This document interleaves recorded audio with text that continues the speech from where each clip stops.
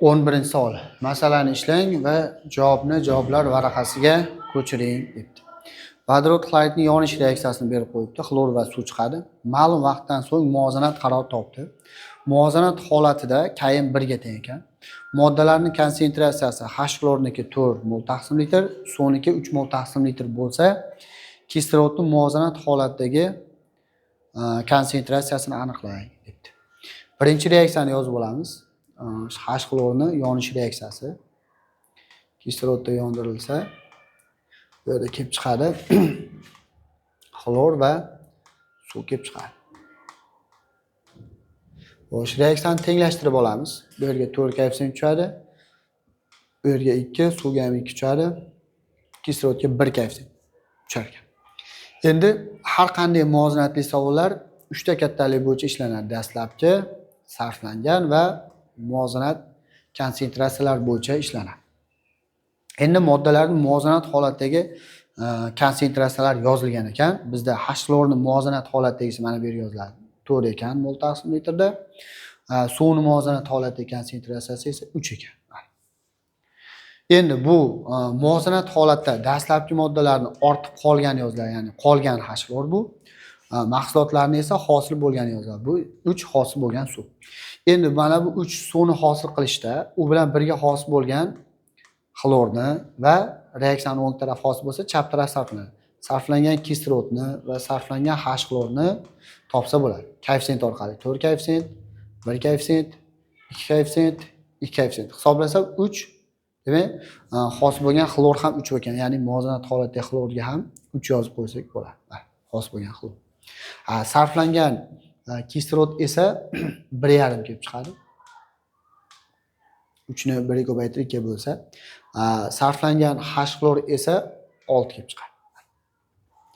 Endi muvozanatda mana bu qolgan kislorodni bilmaymiz hozircha. Mana shu joy x noma'lum. Buni qanday topamiz desa, Km qiymati bor bizda. Mana shu reaksiya uchun Km qiymat 1 ga teng ekan. Km qiymat qanday topiladi? Km barobar muvozanat holatidagi konsentratsiyalar o'ng tarafi yuqori qo'yiladi. 3 ning kvadrati. Koeffitsiyentlar daraja chiqadi. Xlor 3, koeffitsient ikkinchisi. Ko'paytiruv suv ham 3 konsentratsiyasi, koeffitsient ikkinchisi. Taqsim H xlor 4 konsentratsiyasi, koeffitsient 4-darajasi, 4 ni koeffitsient 4-darajasi va kislorod konsentratsiyasi X, koeffitsient 1-darajasi. Shunda Km qiymat 1 kelib chiqadi. Mahraji ham 1. Kres ko'paytirsa bu sonlar noma'lum x kelib chiqadi.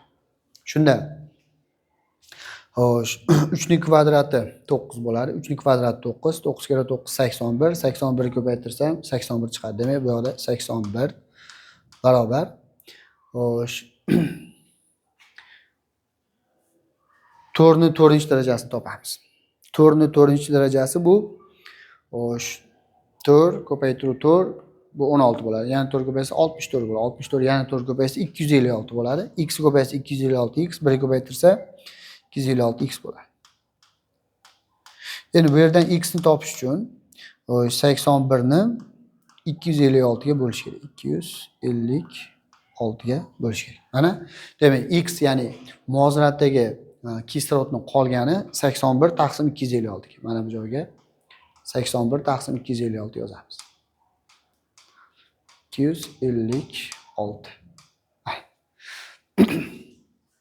Mana bu kislorod esa bu sarflangan kislorod bo'ladi. Muvozanatda bu qolgan kislorodga mana sarflangan kislorod qo'ysa, mana dastlabki kislorod kelib chiqadi.